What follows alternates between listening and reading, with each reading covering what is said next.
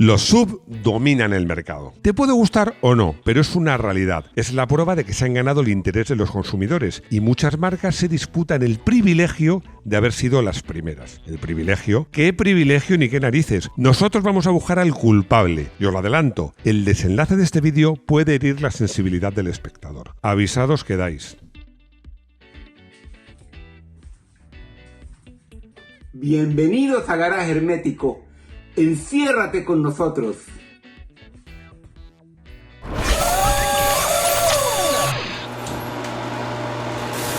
¿A quién se le ocurrió la idea de crear un tipo de coche con todos los inconvenientes de un todoterreno sin ninguna de sus ventajas? Por ejemplo, con peor aerodinámica, con un mayor consumo que una berlina equivalente, más caro, más pesado, menos seguro. ¿Quién es el culpable? Seamos justos. Los SUV tienen algunas ventajas. Yo creo, la verdad, que me cebé un poco con ellos en el vídeo que hice titulado Odio los SUV. Yo creo que me cebé un poco con ellos. Antes de seguir, yo creo que, como dicen los modernos, vamos a contar una serie de cosas para dar contexto. Dar contexto porque yo creo que antes de demonizar a algo o a alguien, conviene tener las ideas claras. ¿Os parece bien? Sí, nos parece. Bueno, ha hablado la voz del pueblo. ¿Qué es un SUV? Ya sabéis que SUV, si no lo sabéis, yo os lo cuento, es el acrónimo de Sport Utility Vehicle. No sé si lo he dicho bien, Rodrigo, si tú quieres poner o quitar. Bueno, eso sí, esto es un hecho sin precedentes. Bueno, esto se podría traducir como vehículo utilitario deportivo, pero es una muy mala traducción, porque aquí el Sport no se refiere al coche, no se refiere al coche, sino se refiere al usuario, se refiere a que es un vehículo que está destinado, podríamos decir, a gente que lleva una vida activa, dinámica, entre comillas, deportiva. O sea, que yo creo que una traducción más afortunada sería algo así como vehículo práctico para gente activa, que suena mejor, ¿no? Bueno, vamos a seguir centrando el tiro. ¿Qué hace la gente activa? Bueno, pues practicar hobbies y deportes pues, que requieren un vehículo capaz, con facilidad de carga, que esto en general los cumplen los SUV, porque en muchos casos los SUV son como si fueran un BREAC un poco más altos. También esta gente activa, pues es gente que viaja más y que además le gusta llegar un poco más lejos o llegar a sitios un poco más recónditos. Es decir, que les viene bien un coche que sin llegar a ser un todoterreno, pues le permita ir por malas carreteras o por caminos rotos. Los SUV en general no son todoterreno. Muchos, la mayoría, tienen tracción a un solo eje, pero sí que permiten pues, hacer este tipo de recorridos. Visto así, esto de los SUV parece una buena idea, ¿o no? Pues sí, pero no. Pues sí, si esos fueran los motivos de compra, si los motivos de compra fueran capacidad y facilidad de carga y una posibilidad de ir a sitios un poco más remotos. Pero... Otra vez, pero, Max. Sí, pero pon un pero así de gordo. Pero... ¿cuáles son los verdaderos motivos por los que la gente compra un SUV? Vamos a verlo. El primero, la moda. Si tú preguntas a los usuarios de coches SUV cuál es el principal motivo de compra, y son sinceros, la mayoría te va a decir que porque es el coche de moda. A ver, es el mismo argumento por el cual hubo una época relativamente reciente donde los jóvenes llevaban los pantalones con el borde a mitad del trasero enseñando los calzoncillos. Es incómodo, es antiestético, pero estaba de moda. Y eso es suficiente. Me dice Rodrigo que eso de llevar los pantalones caídos se sigue llevando. Es que no sé por qué zonas más, Rodrigo. Pero bueno, vamos con el segundo motivo. El segundo motivo, son más seguros. Vamos a ver. En realidad, lo que te van a decir sus usuarios, te van a decir que los SUV son más seguros, pero no es verdad. Lo que te están diciendo es que ellos se sienten más seguros, que no es lo mismo, porque si veis una maniobra de esquiva en una berlina convencional o en un BREAC y en un SUV, da verdadero miedo. Los SUV no son más seguros, pero cuando vas sentado ahí arriba, se ve el mundo de otra manera. Y la actitud que tienen algunos conductores de SUV, sobre todo los grandes, cuando llegan a las rotondas, dan muestra de ello y no siempre es la mejor actitud posible. El tercer motivo, muy importante, es que el acceso a un SUV es mucho más fácil en determinadas circunstancias que no voy a entrar en detalles porque todos lo sabemos. Es mucho más fácil porque en un coche bajito, por ejemplo en el mío, pero yo estoy en forma, es difícil sentarse, pero en un coche en el fondo, a ver, voy a hablar por ejemplo de personas mayores que simplemente se dejan caer, se apoyan y se sientan. El acceso a un SUV es mucho, el sentarse en un SUV mucho más fácil y esto es una ventaja. Pero Max, ¿no era para gente deportista? Bueno, esa es la teoría, pero teoría y práctica son cosas muy distintas. Yo añadiría, además, un cuarto motivo que me hace gracia porque algunas marcas recalcan cuando hablan de un SUV. Es que nuestras ciudades, yo creo que todas, bueno, y urbanizaciones y pueblos, hay una cantidad de badenes brutales, exagerados, y yo creo que, la verdad, hay que ser honesto. Pues ahí, tener un SUV es una ventaja. BREAC igual currante. Y hay otro argumento más. Otro argumento que no quiero dejar de lado, que yo lo llamaría cultura automovilística, y que eso afecta mucho a los españoles.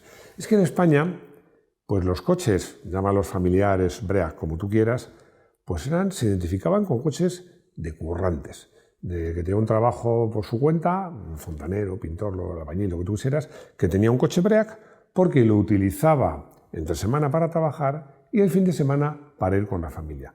Eso demuestra, a mi modo de ver, una gran incultura automovilística. Os lo digo porque en otros países que tienen más cultura automovilística, esto no es así. Os voy a poner un ejemplo. Siempre os digo que me gusta dar opiniones respaldadas por datos.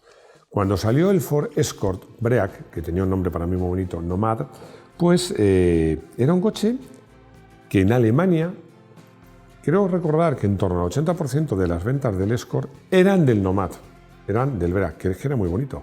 Bueno, pues en España esa cifra era de menos de un 20%. En Alemania se ve que se van de coches. Esto ha cambiado, pero no os creáis que tanto, porque es que hay mucha gente que sigue viendo los coches BREAC como coches de currante y en cambio un SUV lo ven un coche como de más categoría. Muy interesante, Max, pero al final, ¿cuál es el primer SUV? Tienes toda la razón, vamos con ello, pero antes una pincelada más. Hay dos formas de hacer un SUV. Una sería, vamos a decirlo así, partir de un coche, entre comillas, un todoterreno, es decir, hacer un coche más tipo todoterreno, hacerlo bonito, solo 4x2 y ya tienes un SUV. Y otra forma es partir de un coche BREAC o tipo BREAC y hacerlo más alto. Bueno, esto que os cuento es relevante a la hora de, ahora vamos a entrar en materia, buscar cuál ha sido el primer SUV. Los olvidados rusos. Muchos consideran al Toyota RAV4 como uno de los primeros SUV. Os recuerdo, este coche apareció en 1994. Pues fijaos que ya en 1938, en Rusia ya había un SUV. Ya se fabricaba el Gaz que era 61, que era un BREAC, un coche BREAC con tracción a un solo eje, pero sobreelevada. Vamos, un SUV con todas las de la ley. Bueno, y es que incluso 3 años antes, en 1935, había un coche norteamericano que era el Chevrolet Suburban Carryall que podría considerarse un SUV, aunque para mí, con las fotos que siempre os consigue Rodrigo, veréis que el Gaz para mí es mucho más SUV y se identifica mucho más con el concepto SUV. Ojo, estamos hablando de hace casi 90 años. Los recordados yanquis. Hay mucha gente que se olvida de los rusos y de este Gaz, pero en cambio no se olvidan de los norteamericanos, en concreto del Jeep Wagoneer de 1963. Bueno, todavía no se llamaban SUV, eso llegaría más tarde, pero como se suele decir, blanco y en botella, leche. Bueno, el Wagoneer era un Jeep descafeinado, pero vale la pena contar la historia de este coche. La imagen del Jeep original era magnífica en todo el mundo después de la Segunda Guerra Mundial, pero sobre todo mucho más entre los norteamericanos. Bueno, pues cuando volvían a casa, pues sobre todo la gente que vivía más en el campo, no en la ciudad, pues les apetecía, lo recordaban el coche, es que en muchos casos había sido un compañero más, en muchos casos incluso les había salvado la vida. Bueno, pues les apetecía tener un Jeep en su vida civil, pero claro, cuando tenían uno o lo compraba, se daban de bruces contra la realidad. Era un coche simple, era un coche duro, pero era un coche incómodo, muy simplón, relativamente pequeño, en fin, no era un coche apto para la vida civil. En Jeep se dieron cuenta de esto y decidieron hacer un coche que tuviera la imagen del Jeep, o sea, que se aprovechara esa imagen que tenía el Jeep de la Segunda Guerra Mundial, pero que fuera un coche más razonable, pues más cómodo, más equipado. ¿Esto no suena a SUV? Bueno, pues crearon el Jeep Wagoneer, que era un coche, una especie de Break más alto. De hecho, estaba basado en un chasis de un Break, de un pick-up. Crearon este coche que básicamente, como os digo, era un coche con la estética Jeep, pero más confortable, más equipado y más apto para la vida civil. Como os digo, un SUV auténtico. También los hay que consideran como primer SUV al sucesor del Wagoneer, que fue el Cherokee. Es que en el Cherokee fue cuando se empezó a utilizar la denominación SUV. Yo no soy de esa opinión. Yo os digo por qué. Es cierto que el Cherokee tiene chasis autoportante. Generalmente los más genuinos todoterreno tienen un chasis de vigas de acero independiente. Pero es que el Cherokee, aparte de tener tracción total, tenía reductora y tenía unas cualidades de todoterreno muy destacables, lo cual para mí el ser bueno como todoterreno lo descalifica como SUV. Los que no son. Vamos a seguir descubriendo coches que en algún momento la gente o algunos medios han calificado como el primer SUV y no lo son. Sería el caso del Lada Niva, del Range Rover o incluso del Lamborghini LM002. Bueno, es que yo pienso, insisto, que un coche con buenas cualidades de todoterreno asciende de categoría y lo convierte en todoterreno, con lo cual no es un SUV. Y es que el Lada Niva llegó a ser un coche muy popular, casi un coche utilitario en Rusia, pero claro, en zonas donde tener un coche de todoterreno era casi imprescindible, porque el Lada Niva, como todoterreno, es un coche muy capaz. Muy capaz. Bueno, pues lo mismo si hablamos del Range Rover. Es verdad que el Range Rover innovó. ¿Por qué? Porque era un todoterreno con buenas cualidades todoterreno con el que te podías ir por la mañana de caza, acabar la caza, darle un manguerazo, ir a recoger a tu pareja e irte al casino. Además, irte por autopista a buena velocidad. Esto antes del Range Rover no había ningún todoterreno que lo hiciera. ¿Y qué sucede con el Lamborghini LM002? Bueno, pues es que para mí es un coche que era un juguete para ricos árabes y para hacer dunas, un coche que era muy potente, pero también tenía buenas cualidades como todoterreno. Y muchos os preguntaréis, a ver Máximo, ¿cuál es la delgada línea, no tan delgada, que separa a los todoterreno de los SUV? Bueno, es una buena pregunta. La tracción total no discrimina porque, insisto, la mayor parte de los SUV son solo de tracción delantera, bueno, de tracción un solo eje, generalmente delantera, pero no son de tracción total, pero los hay de tracción total. Incluso hay elegantes SUV de tracción total, incluso hay un Ferrari SUV de tracción total. Tampoco el tipo de chasis discrimina, porque lo decía antes, es verdad que los más auténticos todoterreno tienen un chasis separado y encima la carrocería es lo ideal, pero hay todoterrenos tan solventes, ya los he citado, como el Lada Niva o el Jeep Cherokee, que tienen chasis autoportante y a pesar de eso son buenos coches de todoterreno. Para mí lo que discrimina de verdad y separa a un verdadero todoterreno de un SUV es la caja reductora. Un coche que tenga, por supuesto, tracción total, pero que tenga una gama de marchas. Ya sabéis qué es lo que es la caja reductora. Tienes las marchas normales para ir por carretera y luego tienes una gama corta para hacer campo y subirte por las paredes. Esto, si un coche tiene esto, ya no es un SUV, es un todoterreno. Los modernos SUV. Os pido que me sigáis acompañando en esta investigación acerca de cuál fue el primer SUV, porque cuando hablan del primer SUV hay otros nombres que salen a relucir. Por ejemplo, el Honda HR-V, el Toyota RAV4 y un Audi que no voy a decir el nombre, lo dejo para el final porque es diseño español. Recuerdo cuando probé el Honda, que siempre me lío con el nombre, HR-V, y lo confieso que me encantó. No sabía la que se avecinaba con los SUV. Bueno, ya en esa prueba dije que este modelo era una especie de todoterreno refinado y orientado al asfalto. Era un coche destinado a una generación muy joven, los que tenían en esa época en torno a los 20 años. Los que tenían poco más de 20 años en 1999, que es cuando apareció este coche, son los que ahora tienen entre 40 y 50 y compran SUV. Al final se cierra el círculo.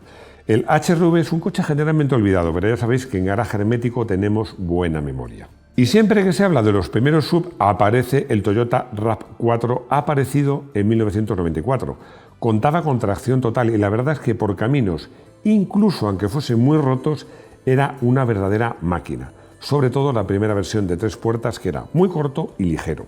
Cuando las cosas se complicaban, pues salía a relucir la ausencia de caja reductora, lo que para mí hace que este coche pase realmente de la categoría TT a los SUV. También en 1999 aparecía el Audi que he citado antes, el Allroad, otro coche que no todo el mundo considera SUV, pero yo sí. Era sencillamente un Audi A6 Avant levantado, con ruedas más gordas y elementos estéticos que hacían guiño a los TT, por ejemplo, los pasos de ruedas plásticos. Sí que contaba con tracción total 4, pero obviamente no con reductora. Y fui de un español que tuve oportunidad de entrevistar. Para mí, uno de esos SUV derivado de un Break, pero un Break levantado. Pero ninguno de estos tres es el primero, el genuino. ¿Quién es el culpable? Decía al comienzo del vídeo que el final de este vídeo podía ser, en fin, no muy indicado para las personas con cierta sensibilidad. Es que estas imágenes que vais a ver, pues, como se suele decir en televisión, pueden herir la sensibilidad del espectador. Es el Powell Sport Wagon, un verdadero SUV de los años 50. ¿Por qué verdadero? Porque los hermanos Powells, que eran más que deportistas, amantes de las actividades al aire libre, quieren un coche capaz, un coche más cómodo que un TT, pero amplio y con ciertas aptitudes en caminos sencillos. Y como ese coche no existía, sencillamente se lo hicieron. Me encantan estas historias de los años, bueno, 50 y antes, incluso después, de gente que, no hay un coche que me gusta, pues me lo hago, porque hoy día estas cosas no se pueden hacer. Pero en esa época sí, porque compraron unos cuantos Plymouth y, bueno, pues que eran coches muy robustos, y lo hicieron SUV. Incluso fijaos que tenían unos cajones en los laterales, en la parte trasera, para llevar cañas de pescar, esquís, o sea que los tíos se lo curraron. Para mí es probablemente el primer SUV tal y como lo conocemos hoy día, y yo diría y le señalaría como el culpable de la plaga que padecemos ahora. No lo podía evitar. Me gustan las rarezas y este Powell Sport Wagon es una rareza con ganas. Y la verdad es que me imagino llegar a una estación de esquí, abrir los cajones, sacar los esquís, te quedas con todo el mundo. Ya sabéis que me gustan las rarezas. Este coche, no voy a decir que sea feo, me parece banal, simplón, pero tiene su encanto. Patricio tiene un Porsche Cayenne Turbo de los primeros, manual, y me pregunta si con ese coche se puede hacer dunas. La respuesta es que sí, pero ya sabéis lo que he contado, la limitación que tiene, que no tiene reductora. O sea, como te metas en líos, metas la primera y empieces a tirar de embrague, te lo cargas. De todos modos, te digo una cosa, para ir a las dunas hacen falta varias cosas. Una, bueno, aparte de alguien que te enseñe si no sabes hacer dunas. Una pala para palear arena. Unas planchas para sacar el coche de la arena. Un compresor de aire, porque para la arena te interesa bajar la presión, pero luego cuando sales hay piedras o asfalto te interesa subirla. Y una cosa muy importante y que recomiendo siempre, llevar no una, sino 2 ruedas de repuesto. Y me decía Rodrigo fuera de cámara, si no que se lo pregunten a Sainz, efectivamente, porque llevaba 2 ruedas de repuesto y se quedó sin rueda de repuesto. Es que además la arena a veces oculta piedras y es muy fácil pinchar. Bueno, vamos con Carolina, que me pregunta si hay alternativas al Panda Ride. Sí que las hay.